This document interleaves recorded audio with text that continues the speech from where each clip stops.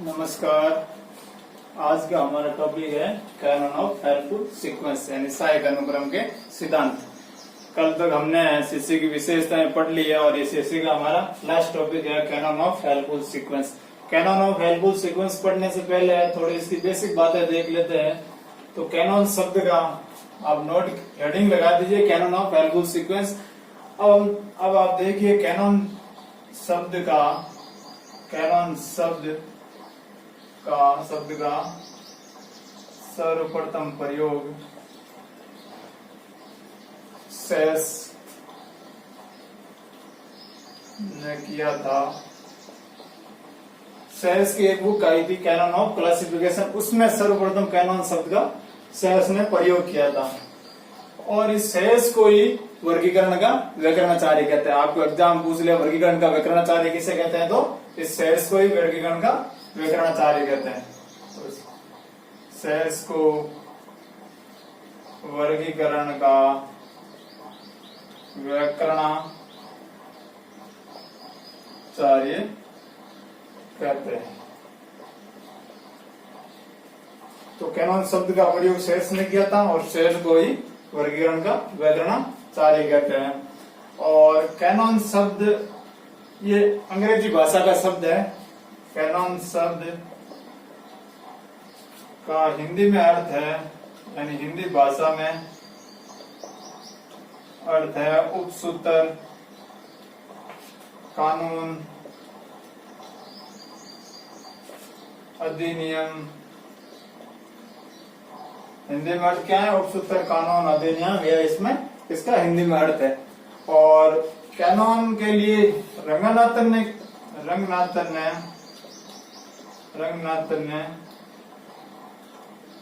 Cannon के लिए उपसूत्र का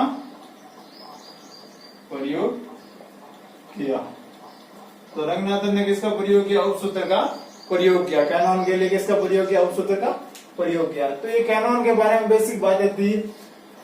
अब एक रंगनाथन की बुक आई थी प्रोलोगोमा टू लाइब्रेरी क्लासिफिकेशन, उसके अंदर कौन सी बुक आई थी आपने नोट कर लिया होगा। एक बुक आई थी प्रोलोगोमा टू लाइब्रेरी क्लासिफिकेशन। इसका फर्स्ट एडिशन 1937 में आया था, सेकेंड एडिशन 57 में और थर्ड एडिशन 1967 में आया था। एक रंगनाथन की बुक आई थी प्रोलोगोमा यानी प्रोलोगोमेना टू लाइब्रेरी क्लासिफिकेशन। पहला एडिशन इसका कब आया था? 1937 के अंदर, दूसरा 57 के अंदर, तीसरा एडिशन 1967 के अंदर। 67 के अंदर आया था थर्ड एडिशन इसका, इस बुक का थर्ड एडिशन।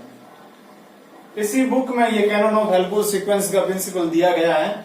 और इस बुक में कितने 43 तो उपसूत्र दिए गए हैं। इस बुक के अंदर आपको 18 सहायक अनुक्रम सिद्धांत दिए गए हैं। पूछ ले आपको सहायक अनुक्रम सिद्धांत किस बुक में दिए गए? तो प्रोलोगोमा टू लाइब्रेरी क्लासिफिकेशन सिद्धांत। और 11 क्या दिए गए? नियम दिए गए और 13 अभिधारणाएं दी गई है। तो आपको पूछ ले पहली बार अभिधारणा पोस्टुलेट शब्द का प्रयोग रंगनाथन ने किस बुक में किया? तो इस बुक में किया था प्रोलोगोमा टू लाइब्रेरी क्लासिफिकेशन 1967 के थर्ड एडिशन के अंदर। जब थर्ड एडिशन आया तब उपसूत्रों की संख्या 43 हो गई, सहायक अनुक्रम 18 हो गए, 11 नियम हो गए और 13 अभिधारणाएं हो गई और 4 पक्ष अनुक्रम के सिद्धांत दिए थे। 4 पक्ष अनुक्रम के सिद्धांत दिए। पक्ष अनुक्रम के सिद्धांत हो गए। और हमारे लिए इम्पोर्टेंट चीज है 13 सहायक अनुक्रम के सिद्धांत। क्या है हमारे लिए इम्पोर्टेंट है? सहायक अनुक्रम के सिद्धांत। यही हमारे सिलेबस में टॉपिक दिया हुआ है और इसी को हम अब पढ़ते हैं। सहायक अनुक्रम के सिद्धांत क्या होते हैं डिटेल से हम जानेंगे और इसकी बेसिक बातें हमने पढ़ ली है। इसी में से आपको 1 या 2 क्वेश्चन मिल जाएंगे। ये जो मैंने बेसिक बातें बताई हैं, इसी बुक का नाम मिल जाएगा या ये उपसूत्र के बारे में कुछ पूछ लेंगे। तो अब देखिए सहायक अनुक्रम के सिद्धांत क्या होते हैं। अब आप देखिए सहायक अनुक्रम के सिद्धांत। तो सहायक अनुक्रम का सिद्धांत का मतलब बेसिक अर्थ है कि आपका मतलब सहायक यानी जो निकटतम संबंध वाले पुस्तकें हैं उनको एक जगह एकत्रित करना जिससे पाठ्य के लिए उपयोगी सिद्ध हो, इसलिए ये सिद्धांत बनाया गया है सहायक अनुक्रम सिद्धांत। तो सहायक अनुक्रम सिद्धांत कोई भी वर्गाकार होता है ना, वो अपनी मन मर्जी से पुस्तकों को वर्गीकृत नहीं कर सकता। इन सिद्धांतों के अनुसार उनको वर्गीकृत करना पड़ता है। रंगनाथन कहते थे किसी पंक्ति में, यानी किसी विषय का किसी पंक्ति में इस प्रकार उसको व्यवस्थित करें, यानी पंक्ति में तथा उस पंक्ति में इस प्रकार श्रेणीबद्ध करे कि ताकि जो भी पाठक उसको पढ़ने वाला हो उसके लिए वो ज्यादा से ज्यादा पुस्तकें यूजफुल हो। इस तरह से साहित्य अनुक्रम के सिद्धांत बताए गए। परिभाषा है इसकी, वर्गों की किसी पंक्ति को तथा में निहित श्रेणीबद्ध एकलों को यानी रैंक्ड आइसोलेट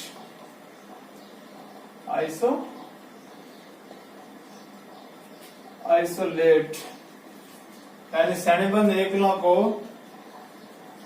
इस प्रकार व्यवस्थित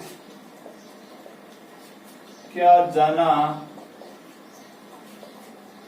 चाहिए ताकि जो इसका उपयोग करे उसके लिए सर्वाधिक उपयोगी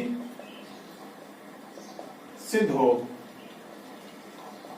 इस तरह से आपको व्यवस्थित करना है बुकों को, जिसके लिए सर्वाधिक उपयोगी सिद्ध हो। उसके लिए रंगनाथन ने अलग अलग साहित्य अनुक्रम के सिद्धांत बताए कि किस तरह से हमने वर्गीकरण के अंदर पुस्तकों को व्यवस्थित करना है, जिसके लिए पाठक के लिए वो सर्वाधिक क्या उपयोगी सिद्ध हो।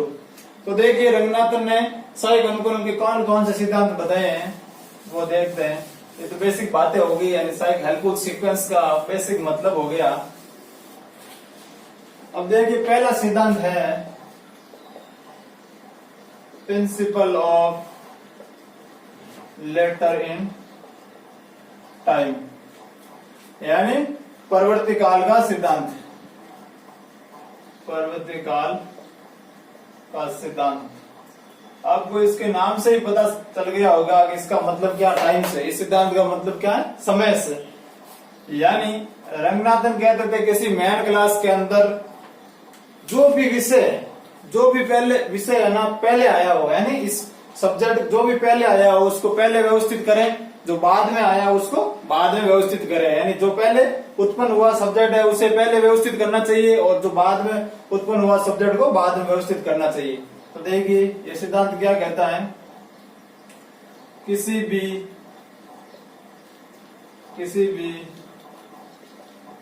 विषय के मेन क्लास के अधीनस्थ विषयों को उसके जन्म वर्ष के आधार पर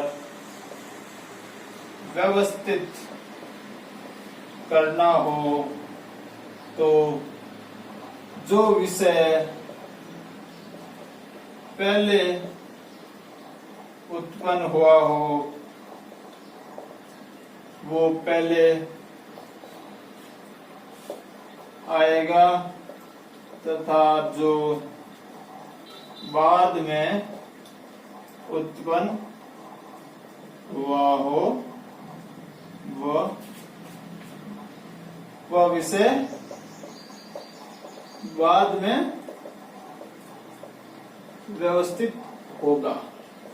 यानी इसका संबंध किससे है, जो पहले पैदा हुआ सब्जेक्ट होगा वो पहले आएगा, जो बाद में पैदा हुआ सब्जेक्ट बाद में आएगा। Principle of later in time. अब ये अपन एग्जाम्पल के माध्यम से समझते हैं इसका यूज कहाँ किया गया रंगनाथन ने, जिससे आपको और भी क्लियर हो जाएगा। तो देखिए अब आप देखिए, जैसे आप देखेंगे इसके अंदर सिस्टम, देखिए आप एक तरफ सब्जेक्ट लिख दीजिए और एक तरफ कॉलम क्लासिफिकेशन लिख दीजिए।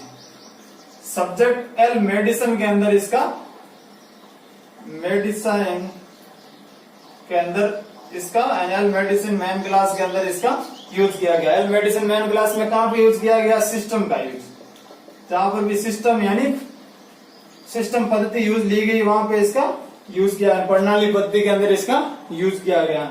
वहां पे सीधा लिखा हुआ है एल ए। यहाँ पे एल का मतलब क्या है?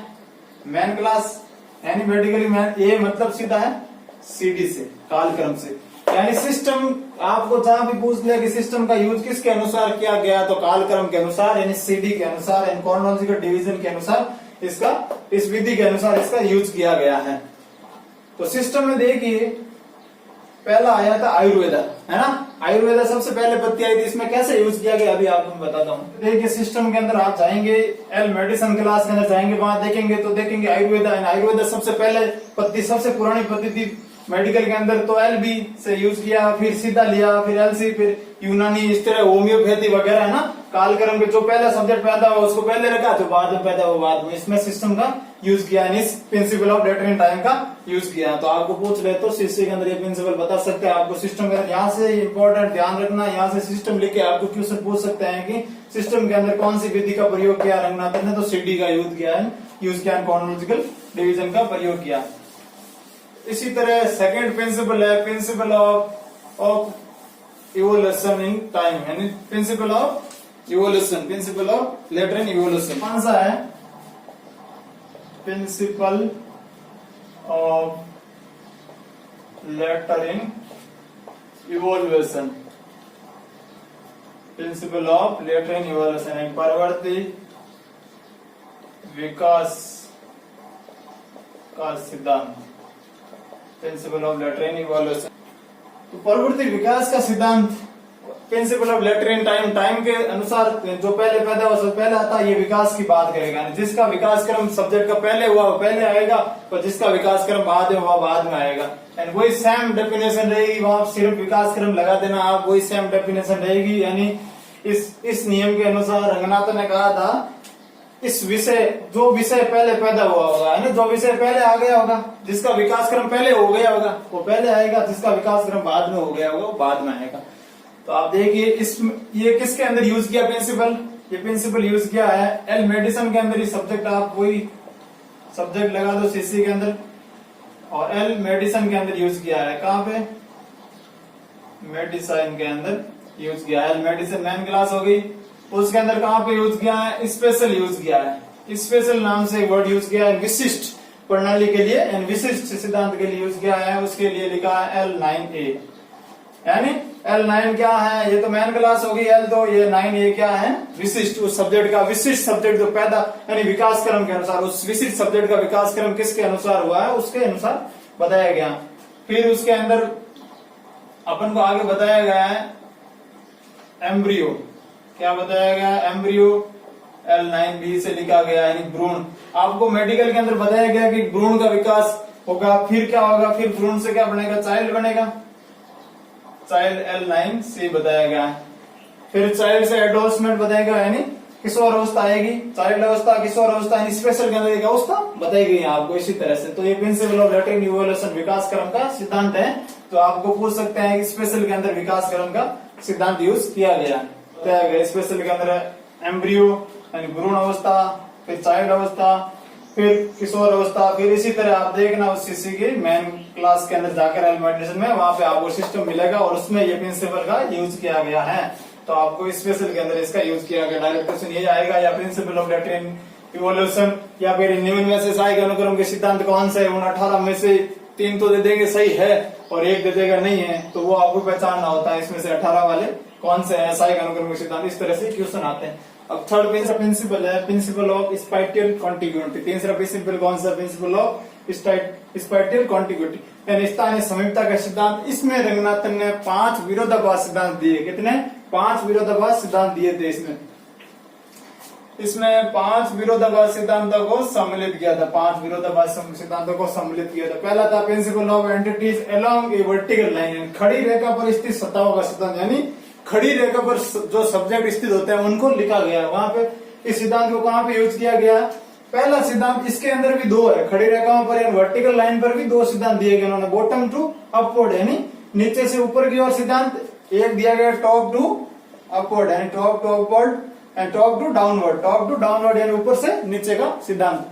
देखिए पहला सिद्धांत है नीचे से ऊपर का सिद्धांत कहाँ पे यूज किया गया है। सब्जेक्ट आप सीसी के सब्जेक्ट मैन क्लास बॉटनी में जाओगे, बॉटनी का मैन क्लास आई में जाओगे तो वहां पे देखोगे आप रूट यानी जड़, पेड़ की जड़ सबसे नीचे होती है।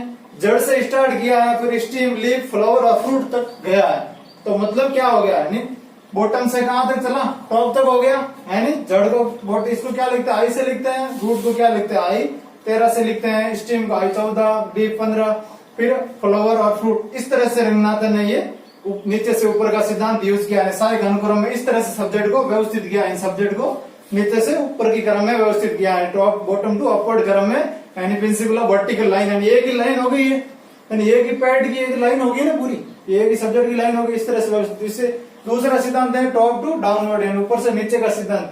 सब्जेक्ट आप देखोगे सीसी का मैन क्लास जाओगे मेडिसिन के अंदर, मेडिसिन के अंदर आप हेड देखोगे, हेड कहाँ के सबसे टॉप पे है, फिर हेड के बाद फेस आता है, फिर नेक आता है, फिर अबॉटमेंट आता है, फिर टो आता है, फिर क्या आता है टो आता है, पैरों की एम्बोलिया आता है। इस तरह से आपको देखिए ऊपर से नीचे तक सिद्धांत हो गया, ऊपर से नीचे तक टॉप टू बॉटम का सिद्धांत हो गया। तो ये सिद्धांत रंगनाथन ने अलग अलग सब्जेक्ट के अंदर यूज किए, यानी अलग अलग मैन क्लासों के अंदर यूज किए। इस तरह से इस विषय को इस सब्जेक्ट को व्यवस्थित करने के लिए इन सिद्धांतों को यूज किया है। रंगनाथन कहते थे इस तरह से वर्गीकरण के अंदर अपन सब्जेक्ट को व्यवस्थित कर सकते हैं सारे घनक्रम में। तो इस सिद्धांत के अनुसार यानी principle of entities along A vertical line के अनुसार। इसी तरह सेकंड प्रिंसिपल दिया इसी में principle of entities along A horizontal line का, वो देखते हैं। अब देखिए इसी के अंदर दूसरा प्रिंसिपल है principle of entities along A horizontal line के अनुसार, यानी एक आड़ी रेखा पर स्थित सत्ताओं का सिद्धांत करते हैं। रंगनाथन ने एक एग्जाम्पल के माध्यम से समझाने की कोशिश की, जैसे हमारे भारतीय राष्ट्रीय राजमार्ग है उनको उनके थ्रू ये समझाने की कोशिश की विषय को इस तरह से व्यवस्थित करना चाहिए आड़ी रेखा पर, यानी जितना पॉसिबल हो सके इस तरह से। जैसे देखिए आप पहला सिद्धांत इसमें दिया लेफ्ट टू राइट, दूसरा दिया right to left. Left to right में बाएं से दाएं यानी राष्ट्रीय राजमार्ग पर विभिन्न प्रकार के वाहनों के लिए विभाजित की गई सड़क का क्रम देखिए। जैसे लेफ्ट टू राइट कैसे विभाजित किया, जैसे पेडेस्ट्रियन है, पैदल चलने वाले लोग एक तरफ चलेंगे, फिर टू व्हीलर चलेगा, फिर लाइट व्हीकल चलेगा, यानी हाईवे पर इस तरह से व्यवस्थित रहती है।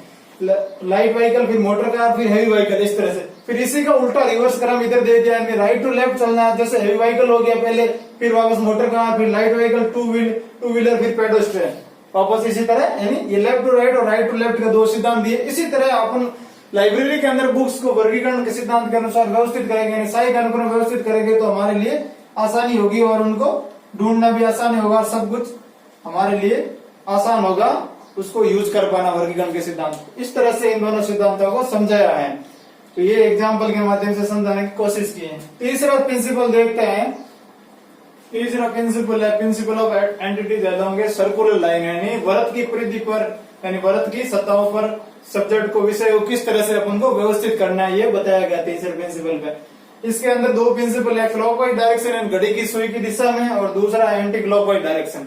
रंगनाथ ने शिष्य के अंदर जितने भी महाद्वीप यानी ऐसे महाद्वीप में जितने भी देश स्थित है उनको क्लॉकवाइज डायरेक्शन में बताया है। क्लॉकवाइज डायरेक्शन देखिए चाइना, फिर जापान, फिर साउथ ईस्ट एशिया, फिर इंडिया को बताएगा। इस तरह से क्लॉकवाइज डायरेक्शन बताएगा।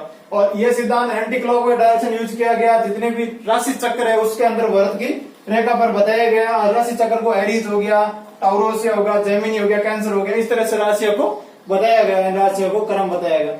अब चौथा प्रिंसिपल देखिए principle of entities along A radial line, यानी वृत्त के अर्धव्यास से स्थित सतहों का सिद्धांत कहते हैं। इसे रंगनाथन ने कैसे समझाया था, दो तरह से इसने प्रिंसिपल यूज किया। इसमें सेंटर टू पेरिफेरी और पेरिफेरी टू सेंटर, यानी केंद्र से परिधि की ओर, परिधि से केंद्र की ओर।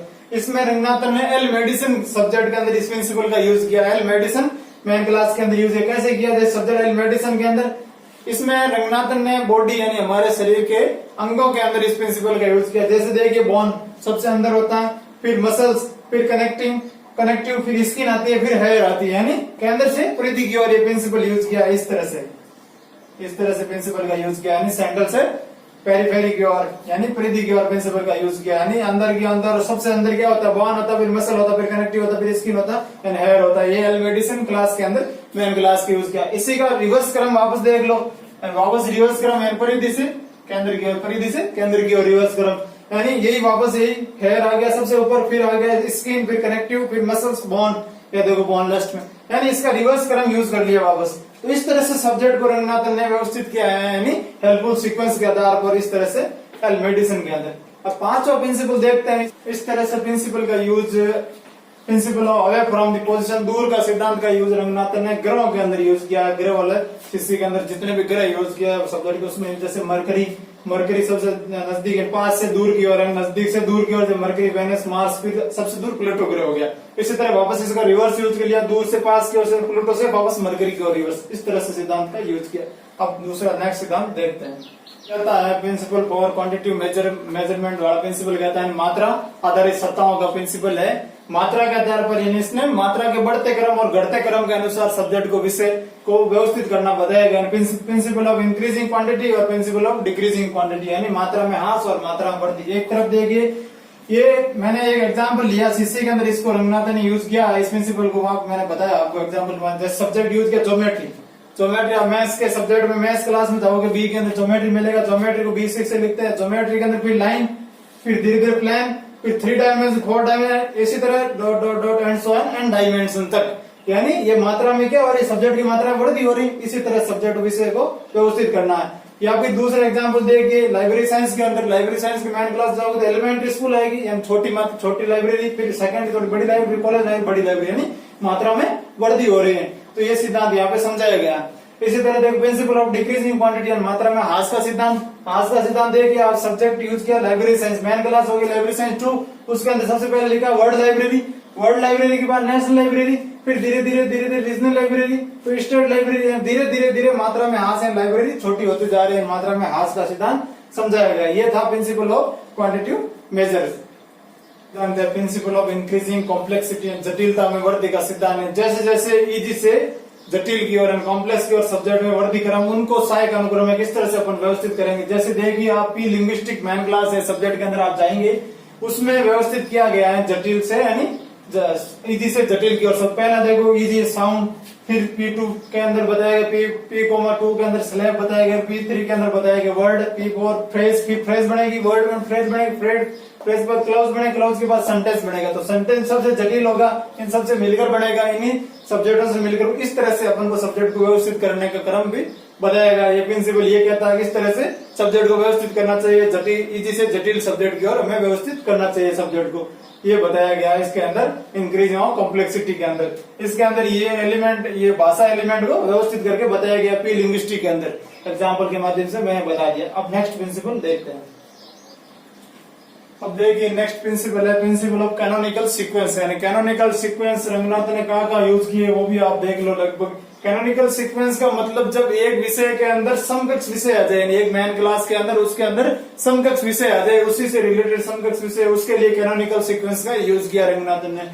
तो देखिए इसका एग्जाम्पल के माध्यम समझते हैं कहाँ पे, जैसे फिजिक्स मैन क्लास होगी उनके अंदर कैनोनिकल सीक्वेंस का, जैसे फंडामेंटल को C1, प्रॉपर्टीज ऑफ मैटर को C2, साउंड, लाइट और C5, इस तरह से कैनोनिकल के अंदर उसके समकक्ष विषय आ जाए मैन क्लास के अंदर, उसके लिए कैनोनिकल सीक्वेंस यूज किया है। लगभग 6 मैन क्लास के अंदर कैनोनिकल सीक्वेंस यूज किए रंगनाथन ने, मैथ्स वगैरह, फिजिक्स वगैरह, इसी तरह जियोलॉजी वगैरह इन सब्जेक्ट के अंदर यूज किए हैं। तो अब नेक्स्ट प्रिंसिपल देखिए, अब देखिए आप प्रिंसिपल ऑफ लिटरेचरी वारंट। लिटरेचरी वारंट यानी साहित्य मांग का सिद्धांत। साहित्य मांग का सिद्धांत सर्वप्रथम ये लिटरेचरी वारंट शब्द का प्रयोग किसने किया था, कई बार एग्जाम में आ चुका है और आपको ध्यान रखना है, पूछ सकते हैं, ह्यूम ने किया था, ह्यूम ने किया था। इस शब्द का अर्थ होता है, लिटरेचरी वारंट का शब्द का अर्थ एक विषय पर प्रकाशित पाठ्य सामग्री, यानी हमें एक विषय पर जितनी भी पाठ्य सामग्री प्रकाशित हो चुकी है, एक साहित्य पर विषय पर यानी एक साहित्य पर कितनी विषय सामग्री प्रकाशित हो चुकी है, जिस साहित्य पर सबसे, इस सिद्धांत के अनुसार जिस साहित्य पर सबसे यानी विषय पर यानी एक सब्जेक्ट पर सबसे ज्यादा साहित्य प्रकाशित हुए उनको सबसे पहले व्यवस्थित करेंगे, और जिस सब्जेक्ट पर सबसे कम साहित्य प्रकाशित हुए उनको बाद में व्यवस्थित करेंगे। ये प्रिंसिपल ये कहता है।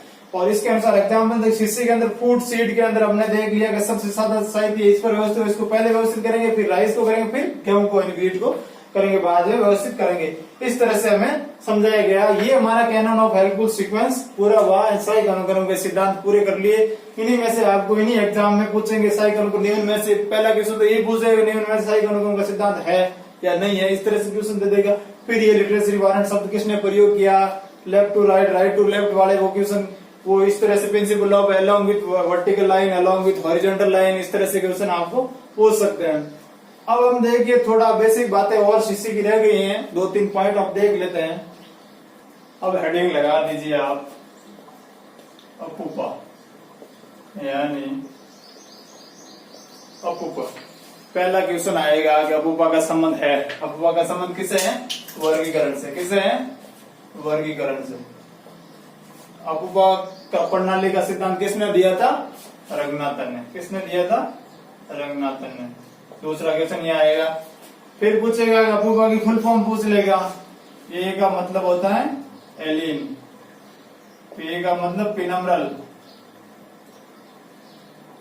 यू का मतलब अम्रल, और वापस पी का मतलब पिनम्रल, और वापस ए का मतलब एलिन। इस तरह से अपूपा का मतलब होता है। और अपूपा से रंगनाथन ने डॉक्यूमेंट को अरेंजमेंट व्यवस्थित करने के लिए यूज किया। डॉक्यूमेंट को अरेंजमेंट करने के लिए अपूपा का यूज किया रंगनाथन ने। तो इस देखिए किस तरह से अरेंजमेंट किया डॉक्यूमेंट का अपूपा का, समझते हैं अपन। एक ग्राफ के माध्यम से समझते हैं। ये बीच में एलिन, एलिन का अर्थ है जो कोर सब्जेक्ट। कोर सब्जेक्ट का मतलब जो मेन सब्जेक्ट होते थे ना, उनको तो बीच में व्यवस्थित किया, कोर सब्जेक्ट। इस तरफ किसको व्यवस्थित किया? कोर सब्जेक्ट के इधर most relative subject, relative subject. इसको क्या नाम दिया? पिनम्रल, पिनम्रल। और इधर भी पिनम्रल। और इधर एलिन, एलिन का अर्थ है एलिन यानी जो लेस रिलेटिव सब्जेक्ट है, रिलेटिव सब्जेक्ट। इधर भी एलिन यानी less relative subject, relative subject को व्यवस्थित किया। तो ये अपूपा का बताया। मोस्ट रिलेटेड यानी कोर सब्जेक्ट थे, उनको बीच में व्यवस्थित किया। फिर जो कोर सब्जेक्ट से थोड़े मोस्ट रिलेटेड सब्जेक्ट है, रिलेटिव सब्जेक्ट है, उनको व्यवस्थित किया। फिर लेस रिलेटिव सब्जेक्ट को व्यवस्थित किया। इस तरह से अपूपा पद्धति से रंगनाथन ने वर्गीकरण के अंदर सब्जेक्ट को व्यवस्थित किया। ये क्वेश्चन और पूछ सकता है कि अपूपा रंगनाथन के किस नियम को संतुष्ट करता है, या पुस्तकालय विज्ञान के कौन से नियम की पालना करता है? तो द्वितीय नियम की। किस नियम की? द्वितीय नियम की। पुस्तकालय विज्ञान का द्वितीय नियम क्या है? प्रत्येक पाठक को उसकी पुस्तक मिले, प्रत्येक पाठक को उसकी पुस्तक मिले। तो ये अपूपा के अनुसार द्वितीय नियम को संतुष्ट करता है। डॉक्यूमेंट अरेंजमेंट के अनुसार द्वितीय नियम को संतुष्ट करता है रंगनाथन के। एक क्वेश्चन और पूछ सकते हैं कि अपूपा के अंदर डॉक्यूमेंट को अरेंजमेंट करने के लिए कितने तत्व यूज किए गए? कितने तत्व यूज किए गए? 3 तत्व यूज किए गए। कौन से? एलिन, पिनम्रल, अम्रल। 3 तत्व यूज किए गए। 3 ही वापस रिपीट हो रहे देखो अपूपा, एलिन, पिनम्रल, अम्रल। 3 तत्व यूज किए। ध्यान रखना, डॉक्यूमेंट को अरेंजमेंट करने के लिए 3 एलिमेंट या 3 तत्व का यूज किया गया है डॉक्यूमेंट को या ग्रंथ को व्यवस्थित करने के लिए। तो ये अपूपा का सिद्धांत था, रंगनाथन के अपूपा का सिद्धांत था। एक क्वेश्चन और पूछ ले आपको कि सीसी पद्धति कौन सी क्लासिफिकेशन पद्धति से प्रभावित थी? तो एक्सपेंसिव क्लासिफिकेशन। सीसी पद्धति एक्सपेंसिव क्लासिफिकेशन, सी कटर वाली पद्धति से प्रभावित थी। तो सीसी पद्धति, ईसी पद्धति यानी एक्सपेंसिव क्लासिफिकेशन पद्धति यानी क्लासिफिकेशन स्कीम से क्या थी? प्रभावित थी। तो आपको पूछ ले तो किससे प्रभावित थी? ये सीए कटर की पद्धति में पहले भी पढ़ा चुका हूं, ये सीए कटर की थी। सीए कटर वाली पद्धति से क्या थी? सीसी रंगनाथन वाली पद्धति क्या थी? प्रभावित थी। इस तरह से आपको क्वेश्चन आए तो बताना। और पूछ ले सीसी का 7वां एडिशन किसके द्वारा बनाया गया? किसके द्वारा बनाया गया? तो आपको बताना है ये कि नील मेघनन, M.A. गोपीनाथ और S.K. सीताराम। ये तीनों व्यक्तियों के नाम याद रखना। 7वां एडिशन इसके द्वारा बनाए गए कि नील मेघनन और